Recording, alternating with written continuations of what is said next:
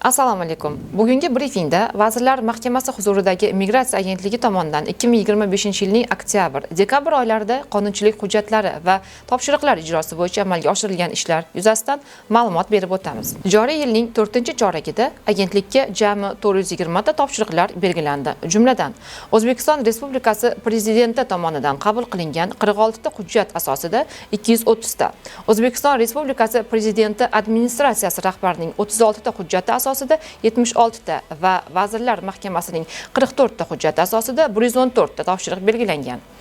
Bugungacha ularning barchasining ijrosi to'liq va sifatli bajarildi. Ushbu topshiriqlar ijrosi doirasida mehnat migratsiyasi sohasida bir qator muhim o'zgarishlar amalga oshirildi. Migratsiya agentligi tomonidan yo'lga qo'yilgan maqsadli ishlar natijasida mehnat migratsiyasi geografiyasi kengaytirildi. Xususan, migratsiya sohasida 6 ta davlat – Fransiya, Kuvayt, Shvetsiya, Italiya, Serbiya va Belgiya bilan hukumatlararo va idoralararo kelishuvlar imzolandi. Shuningdek, 33 ta davlatdagi 224 ta ish beruvchi bilan hamkorlik shartnomalari tuzildi. Xorijiy tashkilotlar va nodavlat ta'lim muassasalari bilan birgalikda hududlarda xorijda mehnat faoliyatini amalga oshirish istagida bo'lgan fuqarolar uchun o'quv kurslari tashkil qilinib, ularni bepul xorijiy tillarga o'qitish imkoniyatlari kengaytirildi. Ta'lim plus ish tamoyili asosida 9 ta hududda yillik o'qitish quvvati 5000 kishi bo'lgan xalqaro o'quv markazlari ochildi. 6 ta kasb va xorijiy tilga o'qitish yo'nalishida 2200 nafar fuqaro jalb etildi. Germaniyaning Aachen universiteti bilan 14 ta hududdagi jamoat salomatligi texnikumlarida Germaniya tibbiyot akademiyasi yiliga 750 ta kvota bilan tashkil etildi.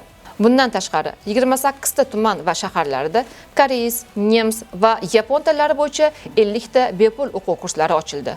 Hozir ularda 1,5 ming fuqaro o'qitilyapti. Germaniya, Yaponiya, Sloveniya, Ruminiyaning 50 ta ish beruvchilari tomonidan O'zbekistonda mehnat yarmarkalari o'tkazildi.